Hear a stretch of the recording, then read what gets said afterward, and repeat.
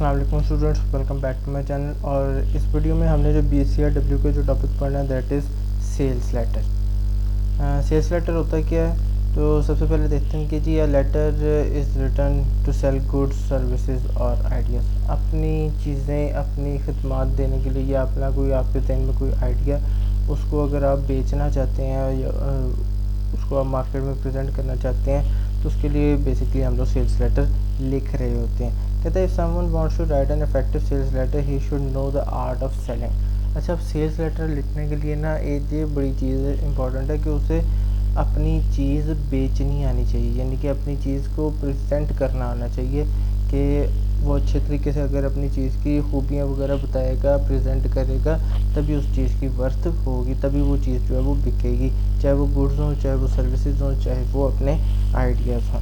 कहता है selling is a process in which the seller presents the advantages of the goods in such a way that will persuade the reader to accept the offer.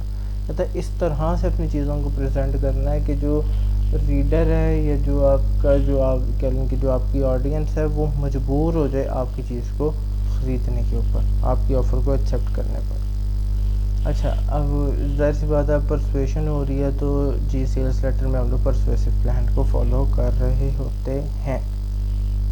अच्छा, अब अगर तो writer ने carelessly लिखा है sales letter, यानी कि उसको अपनी चीज़ जो है वो प्रेजेंट करनी नहीं आती, उसने पुअरली लिखा है सेल्स लेटर, तो उससे उसकी जो फर्म है उसकी क्या कह लो कि एक तरह से बदनामी होना शुरू हो जाती है। अच्छा, सेल्स लेटर की अब काइंड्स हैं, तो दो काइंड्स हैं सेल्स लेटर की। सबसे पहले सॉलिसिटेड सेल्स लेटर और दूसरा है अनसॉलिसिटेड सेल्स लेटर। इनकी डिटेल्स की तरफ चलते हैं। सबसे पहले सॉलिसिटेड सेल्स लेटर, तो ये ऐसे लेटर्स होते हैं जो कि आप कह लें कि कोई इंक्वायरीज़ के रिस्पांस में लिखे जाते हैं। अब वो इंक्वायरीज़ किसके रिलेटेड होती हैं? वो इंक्वायरीज़ होती हैं सेल्स के रिलेटेड। ठीक है, तो सेल्स के रिलेटेड कोई इंक्वायरी लेटर किसी ने लिखा है तो उसके अगेंस्ट हम लोग लेटर लिखेंगे। वो इंक्वायरी लेटर तो होगा ही होगा, वो साथ में उसे हम लोग सॉलिसिटेड सेल्स लेटर भी कहते हैं। कहता है अब इसकी जो दो टाइप्स हैं, तो सबसे पहली टाइप है जी good news replies to sales related inquiry, यानी कि गुड न्यूज़ रिप्लाइज है। दूसरा है बैड न्यूज़ रिप्लाइज। तो इनकी डिटेल्स की तरफ चलते हैं। सबसे पहले गुड न्यूज़ रिप्लाइज आखिर क्या होते हैं? तो favourable replies that are sent to the customer और a potential buyer are called good news replies. यानी कि जो उन्होंने इंक्वायरी के लिए हमें लेटर लिखा था, जो भी उन्होंने हमसे इंफॉर्मेशन वगैरह लेनी थी, उसके अगेंस्ट अगर हम लोगों ने फेवरेबल रिप्लाई दे देना, यानी कि जो भी उन्होंने इंफॉर्मेशन मांगी है वो उनको वो इंफॉर्मेशन दे दें, तो that is basically a good news reply. कहते the best way to begin this reply is by courteously doing of one of the following। अब ये कुछ चीज़ें हमें चाहिए कि रिप्लाई लिखने, अच्छा रिप्लाई लिखने के लिए ये इनमें से कुछ चीज़ें जो हैं वो करें। सबसे पहले answering favourably the question asked by the inquirer, यानी कि जो आपका रीडर है उसने जो आपसे सवालात पूछे हैं उनका हमने आंसर तमाम का दे देना है, यानी कि पॉजिटिव आंसर उसका दे देना। जो इन्फॉर्मेशन उसे चाहिए वो इन्फॉर्मेशन हमने दे दी है। सेकेंडली है send in the requested material. अब जो उन चीज़ों के बारे में उसने पूछा ना, उनका कोई हम लोग ना सैंपल वगैरह भी साथ में उसको भेज देंगे। आगे आते हैं आपके बैड न्यूज़ रिप्लाइज। तो कहता है जी if there is no favourable answer to the reader's direct question regarding any sales related information then the reply must be organised in the following way. तो हमें ये जो फॉलोइंग वे है इसको अपनाना चाहिए, यानी कि अगर हमारे पास कोई इन्फॉर्मेशन वगैरह नहीं है या हम इन्फॉर्मेशन नहीं देना चाहते, तो वो बेसिकली एक बैड न्यूज़ रिप्लाई है। अब उसको लिखेंगे कैसे?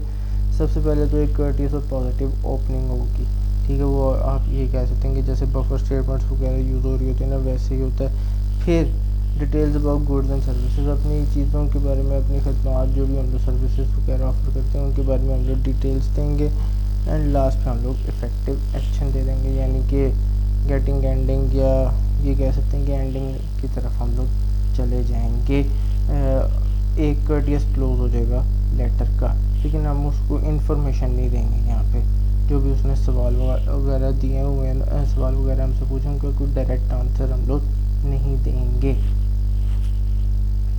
आगे चलते हैं अनसॉलिसिटेड सेल्स लेटर। अच्छा, तो ये अब वो लेटर्स हैं जो कि इंक्वायरीज़ के जवाब में नहीं लिखे जाते, ये लेटर्स कब लिखे जाते हैं? ये हकीकी तौर पर सेल्स लेटर जो होते हैं वो आपके अनसॉलिसिटेड सेल्स लेटर होते हैं, जिसमें हम लोग अपनी चीज़ों को या अपनी आइडियाज़ को या अपनी सर्विसेज को बेसिकली ऑडियंस के सामने प्रमोट कर रहे होते हैं, उनको मजबूर करते हैं कि हमारी चीज़ें ख़रीदी जाएं, उनको हम बताते हैं कि हमारी चीज़ें उनके लिए कितनी फ़ायदेमंद हैं। अच्छा, अब हमने सक्सेसफुल सेल्स लेटर की प्लानिंग कैसे करनी है? तो कुछ स्टेप्स हैं जो कि हमें फॉलो करने पड़ेंगे सक्सेसफुल सेल्स लेटर को प्लान करने में। तो सबसे पहले स्टडी द प्रोडक्ट और द सर्विस। अब जो राइटर है ना लेटर का, उसको पहले तो उस प्रोडक्ट के बारे में या उन सर्विसेज के बारे में ना पूरा इल्म होना चाहिए। अगर तो उसके पास पूरा इल्म नहीं है तो वो कभी भी अपने प्रोडक्ट को प्रॉपरली प्रेजेंट ऑडियंस के सामने नहीं कर सकेगा। तो उसे सबसे पहले तो उसकी स्टडी रिक्वायर्ड है, उसके बारे में पढ़ना चाहिए, उसके बारे में एग्जामिन करना चाहिए। उसके बाद study the market and interest of your reader. जो रीडर है उसकी इंटरेस्ट के बारे में भी उसे पता होना चाहिए, यानी कि उसे पोटेंशियल ऑडियंस का पता होना चाहिए, टारगेट ऑडियंस का पता होना चाहिए कि मैंने किस तरह के लोगों के साथ अपने वाला जो प्रोडक्ट है वो उनके सामने प्रमोट करना है या उनके साथ डिस्कस करना है। और साथ साथ मार्केट का के क्या हाल है, जो हमारे प्रोडक्ट है क्या उसकी इस टाइम डिमांड है भी या नहीं है। अच्छा, अब कुछ डिटेल्स हैं। तो भी बात स्टडी द प्रोडक्ट और द सर्विस। तो जितने भी फैक्ट्स हैं उनको हमें फाइंड करने की ज़रूरत है अपने प्रोडक्ट या सर्विसेज के बारे में, क्योंकि ये जो फैक्ट्स हैं वो बेसिकली आप कह लेंगे डिज़ाइन और अपीयरेंस वगैरह, मटेरियल क्या यूज़ हुआ है, कंस्ट्रक्शन कैसे हुई है, मेथड ऑफ ऑपरेशन ये किस तरह से यूज़ वगैरह होता है, और कोई भी इसके रिलेटेड जितनी भी चीज़ें होती हैं वो इसमें शामिल होती हैं। जबकि मार्केट और इंटरेस्ट ऑफ द कस्टमर के मार्केट क्या चाहती है। अच्छा, कि अब जो लोग हैं वो क्या चीज़ें जो हैं वो ज़्यादा की इम्पोर्टेंस है मार्केट में, किस चीज़ की ज़्यादा डिमांड है। तो बिजनेसमैन जो है ना वो हमेशा डिमांड के जो चेंजिंग ट्रेंड होते हैं उनको क्या कह लेंगे उनके बारे में हमेशा अपने पास नॉलेज रख रहा होता है, और जिसके पास नॉलेज होती है वो उसी का बिज़नेस जो है वो अच्छा चमकता होता है। अच्छा, तो इस नॉलेज के बगैर जो है ना हम लोग एक अच्छा सेल्स लेटर नहीं लिख सकते। दूसरा है कि व्हाट योर रीडर वांट्स। आखिर हमारा रीडर क्या चाहता है तो वो भी हमें पता होना चाहिए लेटर लिखने से पहले कि आखिर जो हमारा जो रीडर है वो चाहता क्या है। आखिर जिस रीडर को हम लोग टारगेट कर रहे हैं वो हमारी टारगेट ऑडियंस है भी या नहीं। तो हमें ये पता होना चाहिए कि आखिर वो किस नेशनैलिटी से है, क्या मेंटालिटी है उसकी, क्या एजुकेशन लेवल है उसकी, एज क्या है, जेंडर क्या है, एवरीथिंग। अच्छा, अब ना एक प्लान हम लोग यूज़ करते हैं सेल्स लेटर में जिसे हम कहते हैं आइडा प्लान। तो आखिर अब वो आइडा प्लान होता क्या है, या स्ट्रक्चर आप कह सकते हैं कि हम लोग ये सेल्स लेटर को स्ट्रक्चर किस तरह से करते हैं, किस तरह से बनाते हैं। तो जो उसका स्ट्रक्चर है ना वो काफ़ी सिंपल है, और ऑलमोस्ट ये वाला जो स्ट्रक्चर है ना वो तमाम किस्मों के लेटर्स पे हम लोग यूज़ कर सकते हैं।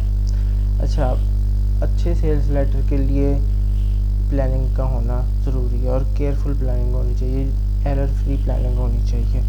उसके बाद अब ये जो प्लान है, ये जो आइडा प्लान है, इसमें आखिर चीज़ें क्या क्या हैं। सबसे पहले होता है अट्रैक्टिंग अटेंशन, यानी कि कस्टमर की अटेंशन उसको अपनी तरफ मुतवज्जह करना। फिर क्रिएट इंटरेस्ट, तवज्जो दिलाने के बाद उसमें अपनी चीज़ों के बारे में इंटरेस्ट पैदा करना। उसके बाद स्टिमुलेट डिज़ायर, उसमें ख्वाहिश वगैरह का पैदा होना। और स्टिमुलेटिंग एक्शन, अपना काम फाइनली कर देना है।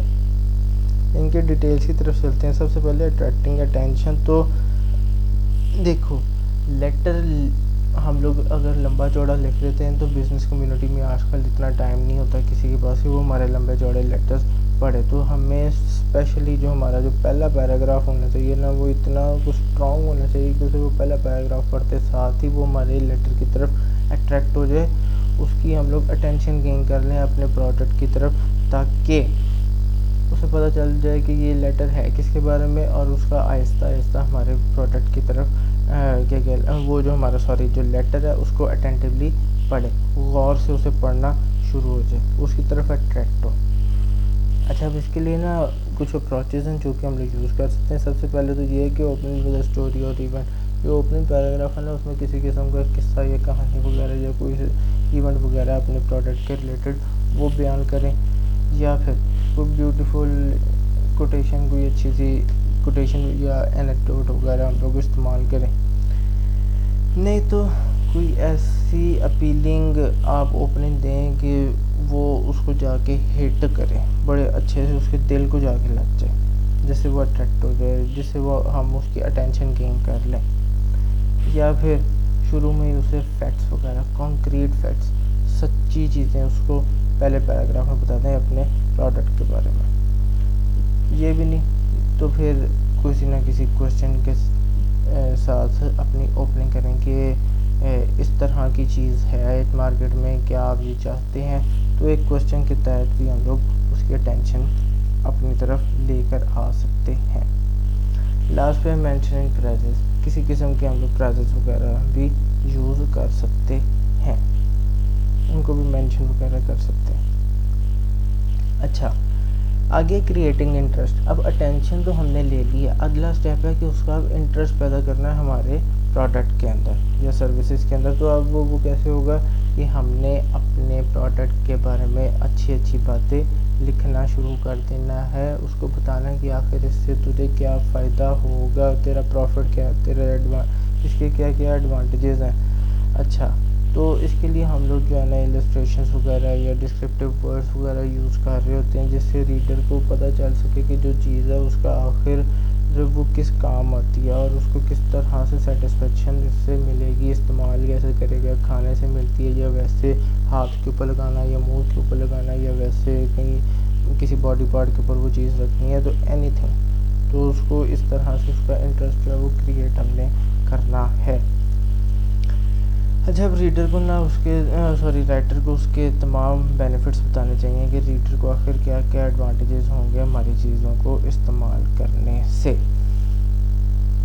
उसके बाद है स्टिमुलेटिंग डिज़ायर। अच्छा, अब ना डिज़ायर भी हमने क्रिएट करनी है, उसके अंदर ना वो ख्वाहिश भी पैदा करनी है हमारे चीज़ों के रिलेटेड, अपने प्रोडक्ट्स के रिलेटेड। तो इसके लिए यही है कि हमने उसको कन्विंस करना है। जब तक हम लोग कन्विंस नहीं करेंगे तब तक उसके ज़हन में भी डिज़ायर नहीं आएगी। और हमारी अटमोस्ट डिज़ायर, हमारा जो ख्वाहिश होती है वो यही होती है कि आप ये कह लें कि हम लोग रीडर को कैच कर लें और उसके दिल में डिज़ायर हमारे प्रोडक्ट के बारे में पैदा हो जाए। वैसे भी जिस टाइम वो इंटरेस्ट लेगा, अपनी हमारी तरफ अटेंटिव हो जाएगा, तो डिज़ायर खुद ब खुद जो है वो पैदा होना शुरू हो जाएगी। और जब डिज़ायर होगी तो वो हमारी कंपनी के लिए ही बेसिकली यूज़फुल होती है। अच्छा, अब इसके लिए हम लोग जो अक्सर जो आप कह लेंगे जो कंपनीज होती हैं वो ये भी करती हैं कि लेटर के साथ साथ ना उस प्रोडक्ट का कोई ना कोई सैंपल भी भेज देती होती हैं या कोई रिलेटेड कोई डॉक्यूमेंट्स को इन्फॉर्मेशन वगैरह से शेयर कर देती होती हैं। अब इसके लिए कुछ अपील्स वगैरह हम लोग यूज़ करते हैं, राइटर जो है वो अपील्स को यूज़ करता है। एक है अपील टू इमोशंस, दूसरी है अपील टू रीज़न। अच्छा, अब अपील टू इमोशंस जो है ना वो ज़्यादा इफेक्टिव होती है अपील टू रीज़न के बजाय कि हम लोग एहसास के साथ खेलें, बजाय कि हम लोग कोई दलील वगैरह दें। तो इस तरह से हमने अपना प्रोडक्ट बेचना है कि हम उसे इस तरह से शो करें कि ये आपके पर्सनली जो आपकी यूज़ है, अगर आप इसको पर्सनल यूज़ करें तो आपको इससे बड़ा फ़ायदा वगैरह होगा। तो साथ साथ ही हम बताएंगे कि ये कितना बेनिफिशियल है ताकि आपको किसी किस्म की सेटिस्फेक्शन मिल सके। लास्ट में आपका स्टिमुलेटिंग एक्शन। तो ये सबसे ज़्यादा इम्पॉर्टेंट फंक्शन है ताकि कस्टमर को इंकरेज किया जाए कि वो अब हमारी चीज़ों को ख़रीद ले। अब उसका इंटरेस्ट भी है, अब इंटरेस्ट भी हो गया हमारे प्रोडक्ट में, ख्वाहिश भी पैदा हो गई। अब उसने एक्शन करना है, यानी कि अब उसने चीज़ें जो है वो ख़रीदना है। और यही हमारा एक मोस्ट इम्पॉर्टेंट फंक्शन है। हम यही तो चाहते हैं कि वो अगला बंदा जो है वो अब हमारे प्रोडक्ट्स को ख़रीदे।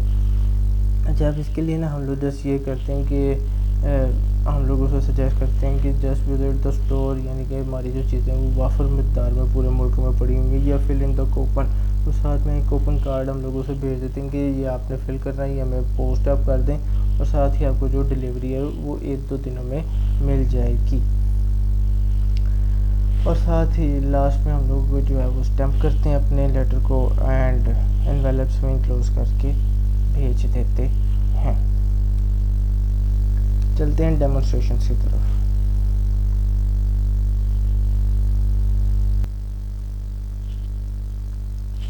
अच्छा, तो ये हमारी पहली आप कह लेंगे डेमोन्स्ट्रेशन है जिसमें ये शो हुआ है कि ये सॉलिसिटेड सेल्स लेटर है। तो आपको जैसे पता है कि सॉलिसिटेड सेल्स लेटर क्या होता है, यानी कि किसी इंक्वायरी लेटर के रिप्लाई में जो हम लोग सेल्स के रिलेटेड जो इंक्वायरी लेटर होता है उसके अगेंस्ट जो हम लोग रिप्लाई लिख रहे होते हैं, एक कंपनी जो रिप्लाई लिखती है उसे हम सॉलिसिटेड सेल्स लेटर कहते हैं। तो फॉर्मेट बिल्कुल वैसे ही है जैसे हम लोग पिछले लेटर्स में करते आ रहे हैं। तो अब मेन बॉडी की तरफ चलते हैं। सबसे पहले तो वो थैंक यू कह रहे हैं कि भाई आपने हमारे प्रोडक्ट्स के बारे में आपने इन्फॉर्मेशन की रिक्वेस्ट की है, तो हम इसके ऊपर आपका शुक्रगुजार हैं। कहते जी thank you for the recent request for the information about our leather products. कहते जी we appreciate your interest and are standing here with our illustrated booklet.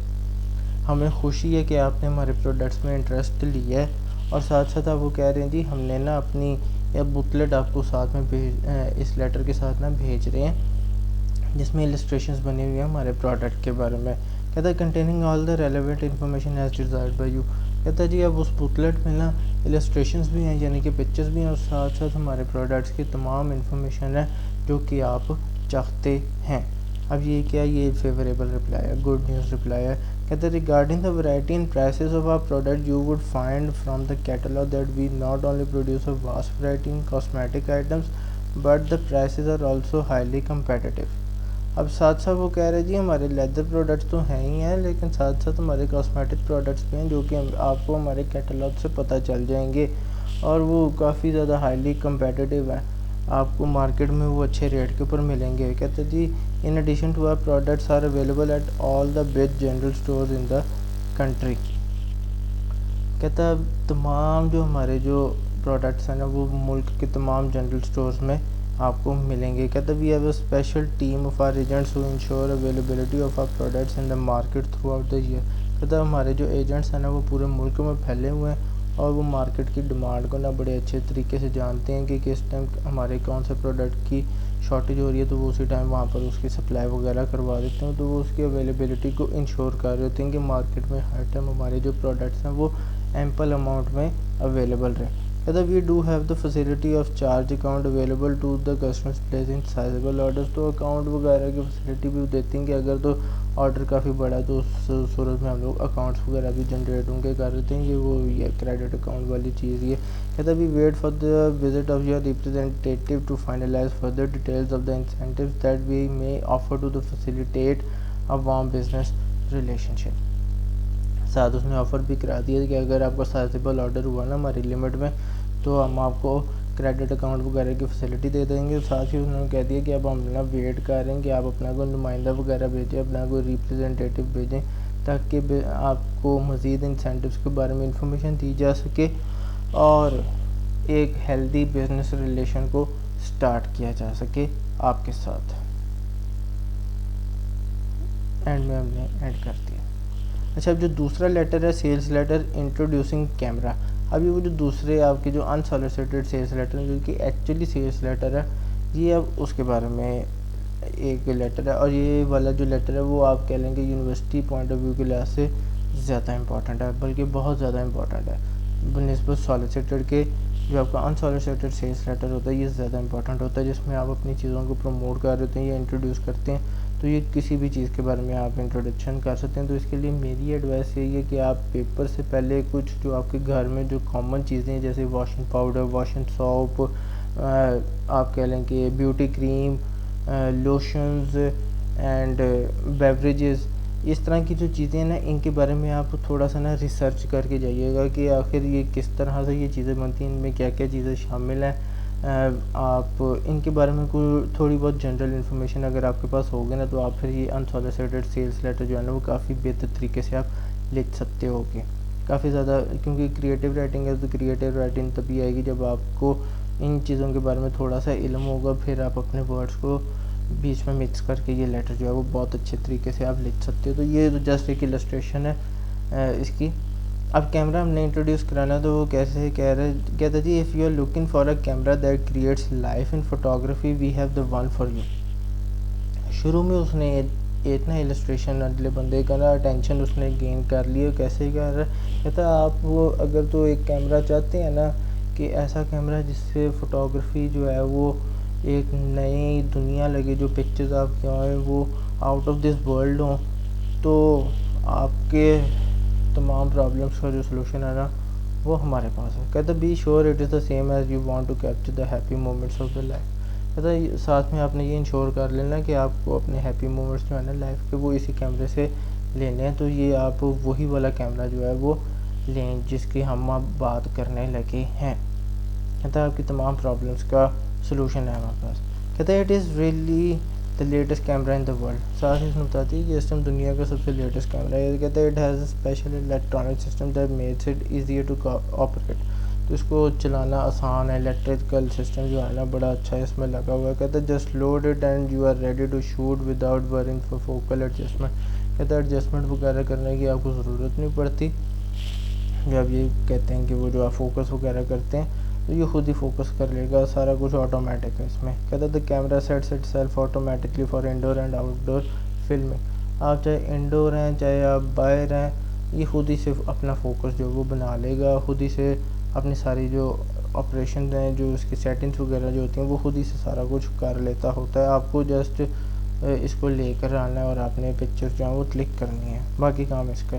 कहता है recent survey conducted by the company brings forth it's popularity through out the world. कहता है हमने recently सर्वे कराया था हमारी कंपनी, तो हमें तो पता चला कि जी बड़ी इसका अच्छा रिस्पॉन्स है पूरी दुनिया में। You will be very happy to know that the camera you are buying has already behind its sanction a more than 15 million people who find it an amazing thing to own. कह रहा almost 15 million लोग हैं इस दुनिया में जो अभी तक इसको ख़रीद चुके हैं और अभी ऑर्डर्स ज़्यादा आ चुके हैं, लेकिन हमने अभी तो सेंशंस जो है ना उसकी प्रोडक्शन अभी कम है, ठीक है। लेकिन स्टिल 15 मिलियन लोग जो अभी तक इसको ख़रीद चुके हैं ना वो यही कह रहे हैं कि ये बड़ी ज़बरदस्त चीज़ है। कहते हैं then it's price is quite affordable with all the special features has it's price ₹25,000 only which makes it a great attraction. कहते हैं इसकी अट्रैक्शन का वजह ही ये है इसकी प्राइस। और देखे उसकी अटेंशन भी गेन कर ली, उसका इंटरेस्ट भी पैदा कर दिया, उसके फीचर्स वगैरह बता के एंड में उसकी प्राइस बता के डिज़ायर भी उसके जहन में डाल दिया कि यार अब तो ख्वाहिश करेगा ही करेगा कि इतना सस्ता कैमरा और इतने ज़्यादा फीचर्स के साथ। लास्ट पे एक्शन के लिए उसे चीज़ कर दिया। कहता है जी just fill in the enclose coupon. हमने कूपन आपके इस लेटर के साथ ही भेज दिया, तो आपने बस वो पोस्ट करना है and you will have it in your hands. आपको जल्दी आपके हाथों में ये आपका कैमरा मौजूद होगा। एंड में उसने योर्स टू लिखा के लेटर को एंड कर दिया है। So that was our demonstrations.